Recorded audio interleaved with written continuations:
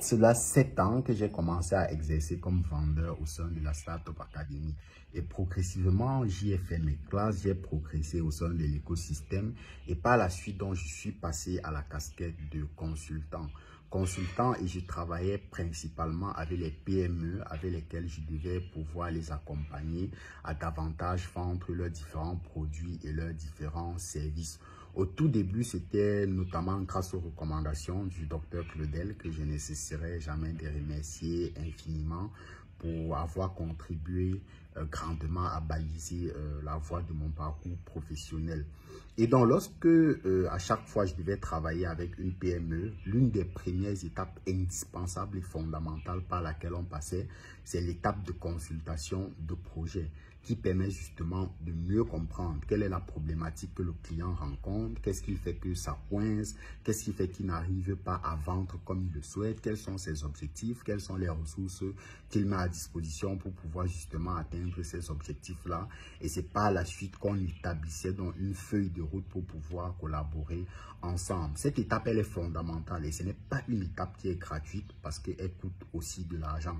Et une PME qui est sérieuse et qui rencontre réellement des difficultés qu'elle souhaite résoudre et pour lesquelles elle vous a identifié comme celui qui peut apporter la solution, n'aura aucune difficulté justement à pouvoir payer cette étape de consultation de projet-là avec vous. Elle est fondamentale. Pourquoi?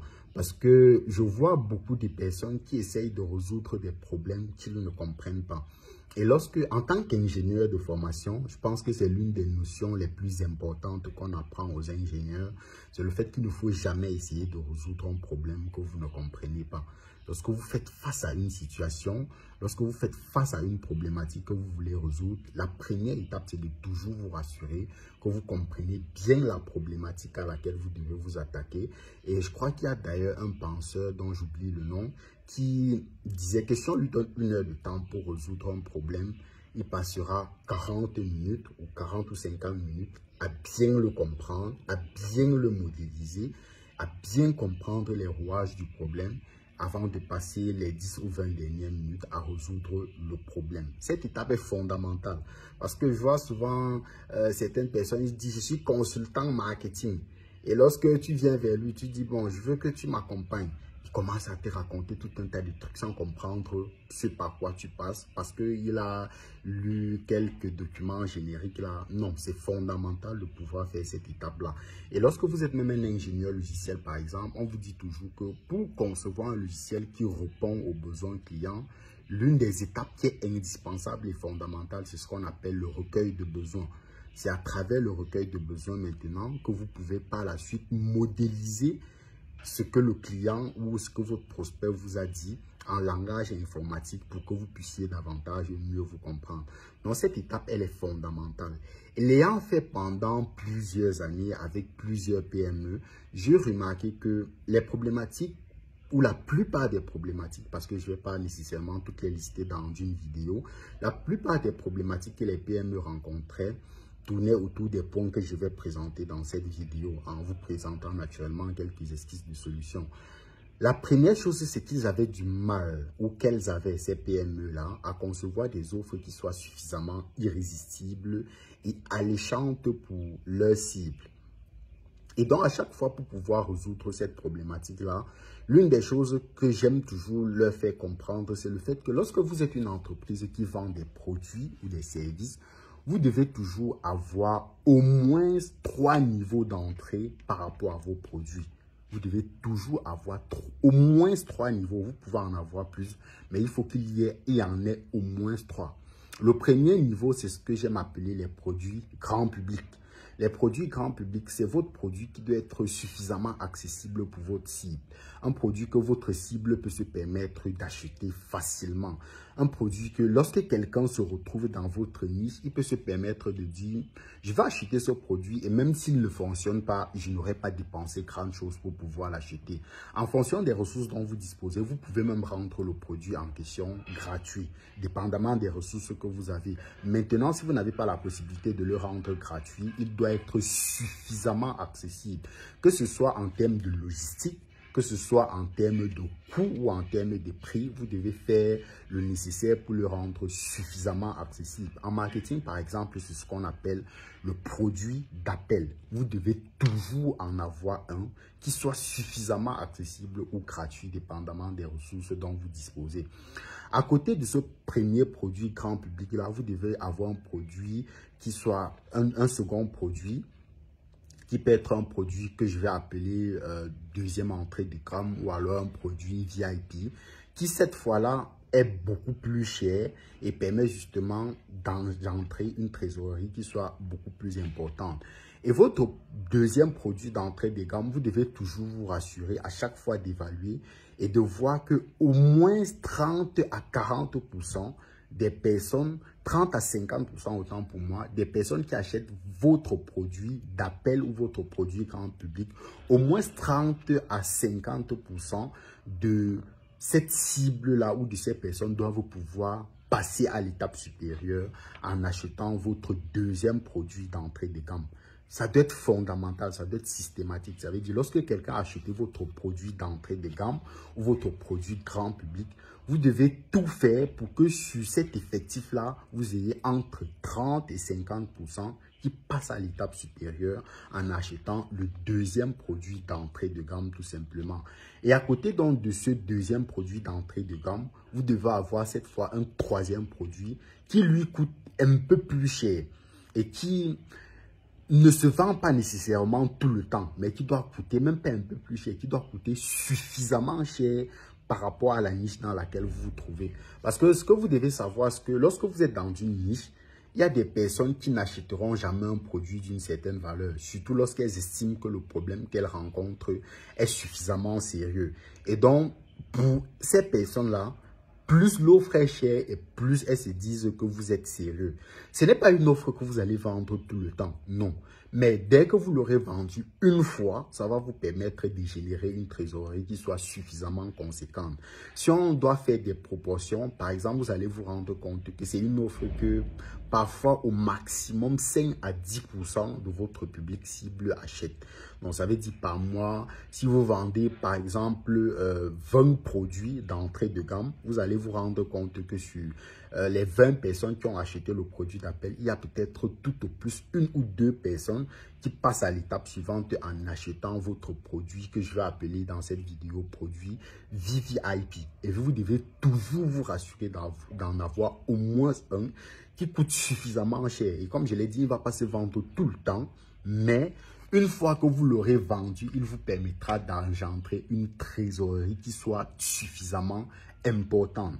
Ça, c'est la première étape, pouvoir travailler sur les offres. Et une fois que vous avez travaillé sur les offres, il y a d'autres facteurs que vous devez mettre en jeu, notamment le fait que les offres doivent être suffisamment irrésistibles, suffisamment alléchantes pour vos différents prospects. Et au-delà d'être suffisamment irrésistibles et d'être suffisamment alléchantes, il y a le fait que j'aime toujours dire, toute offre doit avoir ce que j'aime appeler un limitateur.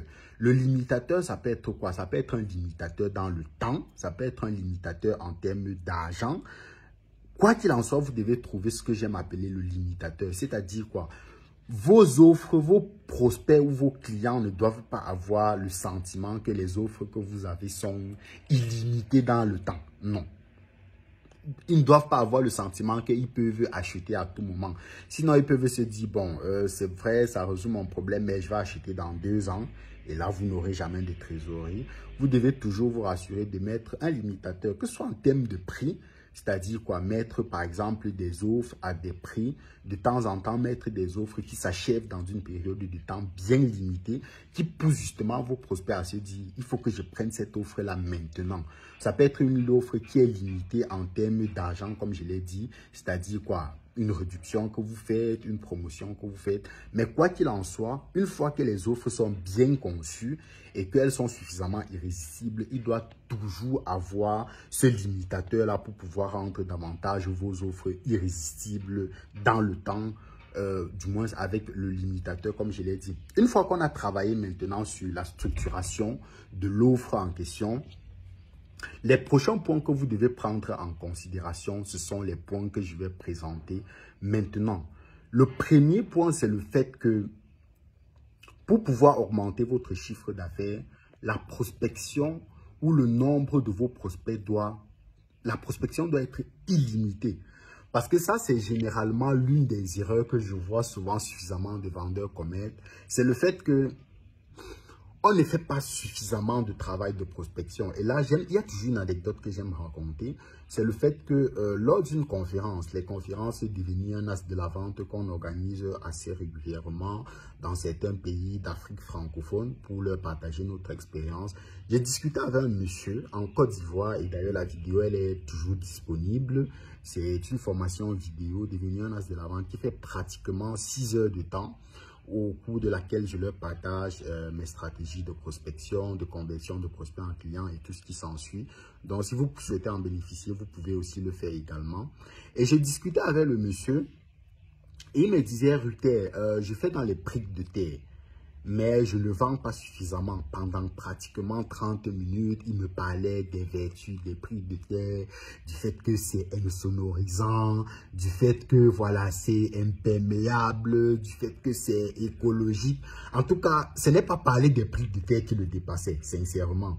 Mais sauf que tu voyais quelqu'un qui maîtrise son sujet, mais il ne vendait pas assez. Et donc, pendant pratiquement 30 minutes, j'ai discuté avec le monsieur pour essayer de comprendre où ça coinçait. Et je me rendais compte qu'il était sur le projet avec un de ses collaborateurs, mais les deux avaient un autre travail à côté. Donc, c'était un projet qu'il faisait juste comme ça de temps en temps. Et je lui faisais comprendre que c'est normal que tu ne vendes pas assez. Parce qu'en fait, ce qui se passe, c'est que vous ne prospectez pas assez. Vous ne prospectez pas suffisamment. Et vous ne pouvez pas avoir un produit comme celui-là dont vous avez autant la maîtrise et que vous n'arrivez pas à vendre. C'est simplement parce que vous ne prospectez pas assez. Et je lui donnais donc un exercice à faire au sortir de la conférence. C'est qu'à partir de la semaine qui devait suivre, il devait se donner une contrainte de pouvoir prospecter au moins 20 personnes chaque semaine. Lui, 20 personnes, son collaborateur, 20 personnes. Quelques mois plus tard, après la conférence, il m'a appelé pour me dire qu'il avait pratiquement multiplié le chiffre qu'il faisait déjà par 5. Rien qu'en ayant augmenté un seul élément qui est celui de la prospection, celui de pouvoir prospecter davantage au quotidien. Donc, vous devez comprendre que la prospection, elle ne doit jamais s'arrêter. Il doit toujours avoir des actions qui sont mises en place pour prospecter de manière permanente. Une fois que vous avez suffisamment travaillé sur vos offres, comme je l'ai dit précédemment, le prochain élément sur lequel vous devez travailler, c'est celui de la prospection qui doit être permanent, qui ne doit jamais s'arrêter. Que ce soit la prospection en ligne, que ce soit la prospection hors ligne, quoi qu'il en soit, vous devez tout faire pour que la prospection, elle ne s'arrête jamais. Ça, c'est le premier levier. Le second levier, c'est celui de l'augmentation de votre taux de conversion. Parce qu'une fois que vous avez les prospects, vous n'allez pas tous les convertir. Ça, c'est certain. Mais l'erreur qu'on commet souvent, c'est de ne pas évaluer combien de prospects on parvient à convertir sur les prospects qu'on parvient à obtenir. Ça veut dire que vous allez arriver en consultation dans une entreprise, vous allez demander le fichier client. Peut-être qu'ils auront le fichier client. Vous allez demander, est-ce qu'il y a les fichiers des prospects? Parfois, c'est éparpillé partout, ce n'est même pas centralisé. Quand ce n'est pas centralisé, donc ça veut dire qu'il y a un élément fondamental qui n'est pas pris en compte. C'est le fait d'évaluer de manière permanente ce qu'on fait. Parce que vous devez savoir qu'en vente, tout ce qui ne se mesure pas ne peut pas s'améliorer. Jamais. Si vous voulez améliorer quelque chose, lorsque vous faites face à des difficultés de vente, vous devez pouvoir mesurer, autant pour moi. Ça veut dire que ce soit au niveau de la prospection. Si vous avez un objectif de 20 prospects, par exemple, pour le monsieur que j'ai donné tout à l'heure, à la fin de la semaine, vous devez toujours pouvoir évaluer sur les 20 prospects-là que je vous devais avoir, j'ai pu obtenir combien. Si je n'ai obtenu que 10 prospects sur les 20 que je devais obtenir, pourquoi je n'ai obtenu que 10? Quelles sont les ressources qui ont fait que je ne parvienne pas à obtenir les 20 prospects que je devais avoir et de pouvoir justement améliorer ce qui n'a pas fonctionné? Et c'est la même chose avec la conversion. Lorsque vous avez 20 prospects, à la fin de la semaine, vous devez pouvoir vous poser la question, sur les 20 prospects, j'ai pu convertir combien des 20 prospects en des clients? Ceux qui n'ont pas acheté, c'est pourquoi? Pourquoi ils n'ont pas acheté? Quel est le frein qui a fait qu'ils ne puissent pas passer à l'acte d'achat? Et il y a un outil simple comme Google Sheet qui permet de le faire. Ça veut dire dans un fichier que vous pouvez partager avec vos collaborateurs, vous mettez vos prospects dans un fichier. Vos collaborateurs qui contactent les prospects, à la fin, il y a simplement un statut qu'on met par rapport à un prospect dans une colonne observation. Ça peut être que le prospect a payé, ça peut être que le prospect a donné un rendez-vous, ça peut être que le prospect a dit qu'il n'était pas intéressé, ça peut être le fait que le prospect a par exemple dit que voilà, il va payer dans je ne sais trop quoi, dans 2 mois. Il doit avoir une colonne observation comme celle-là. À côté de la colonne observation, il doit avoir une autre colonne description. Parce que la colonne observation, elle donne ce que j'appelle l'état d'évolution du prospect. Donc, et ça doit être des choses simples à comprendre sur lesquelles on peut rapidement faire des statistiques. C'est-à-dire sur 10 prospects, il y a 3 qui ont acheté, il y a 2 qui ont dit qu'ils n'étaient pas intéressés, il y a 3 autres qui ont donné rendez-vous, il y a 2 autres qui n'ont pas répondu. Facilement, on doit pouvoir faire ces statistiques-là.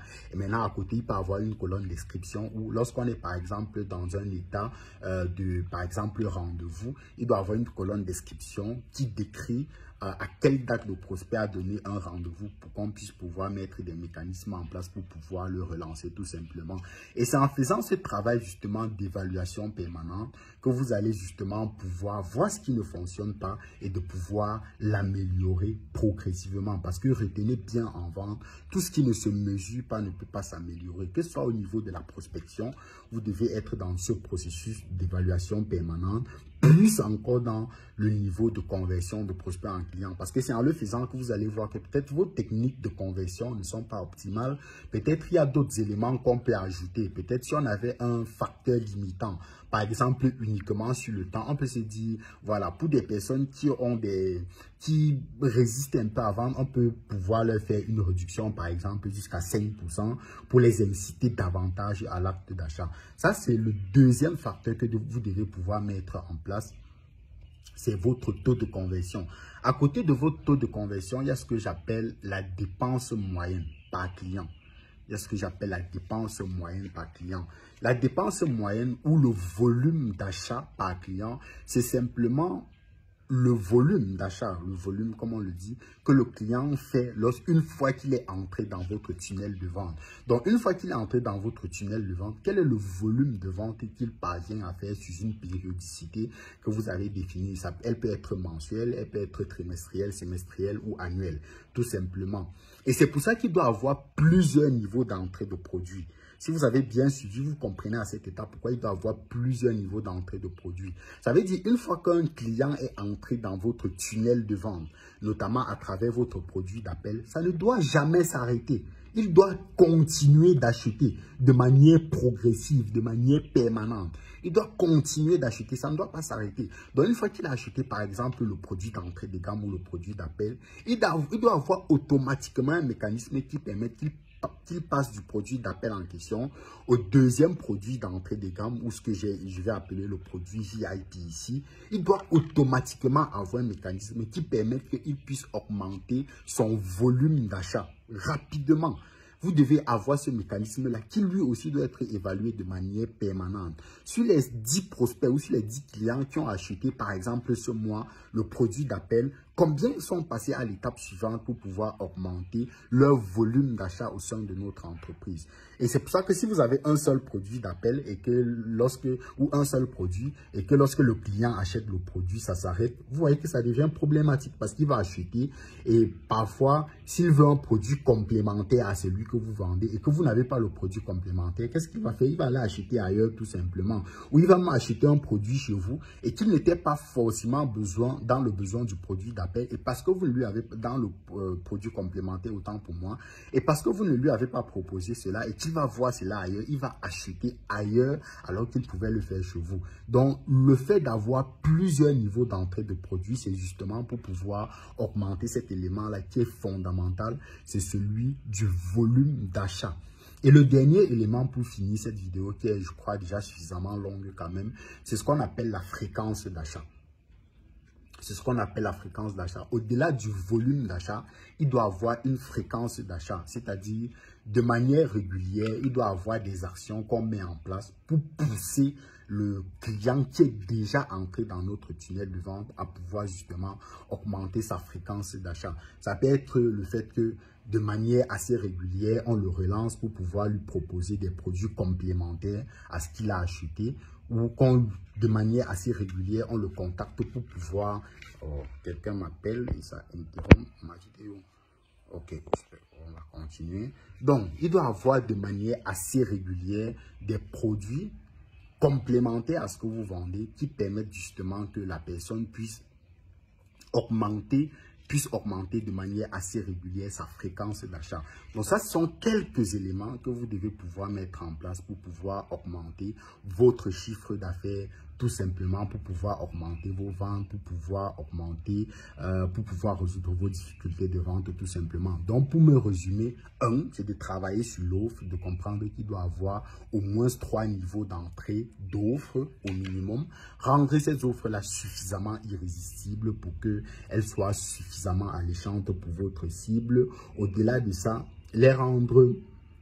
mettre ce que j'appelle le facteur limitant ou le limitateur ou le limiteur qui peut être un limiteur en termes de temps, en termes d'argent, en tout cas un élément qui pousse vos prospects à se dire je dois acheter ce produit maintenant. Et une fois que vous avez bien travaillé sur l'offre, qu'elle est irrésistible, qu'il y a plusieurs paliers d'entrée, ce sur quoi vous devez travailler, c'est votre fréquence de prospection. La prospection, elle ne doit jamais s'arrêter parce que c'est fondamental. Une fois que vous n'arrêtez jamais la prospection, l'autre élément, c'est de pouvoir toujours vous rassurer, d'augmenter votre volume de conversion de prospects en clients. Et pour ça, c'est tout simplement d'évaluer de manière permanente ce que vous faites parce que tout ce qui ne se mesure pas ne s'améliore pas. Par la suite, c'est de pouvoir augmenter le volume d'achat de vos clients et c'est pour ça qu'il doit avoir plusieurs produits, plusieurs niveaux d'entrée de produits qui fait que lorsqu'il est à ce niveau, on doit le pousser à passer au produit suivant et ainsi de suite. Et de manière régulière, créer d'autres nouveaux produits s'il y en a besoin. Et le dernier élément, c'est la fréquence d'achat où cette fois-là, de manière assez régulière, vous devez avoir de nouvelles offres pour pousser votre prospect ou votre client à acheter davantage de nouveaux produits ou de nouveaux services chez vous. Donc, si cette vidéo, elle vous a aidé, n'hésitez pas de la partager, de la liker, de la partager massivement à quelqu'un qui est peut-être dans des difficultés de vente et on se donne rendez-vous dans une prochaine capsule. À très bientôt.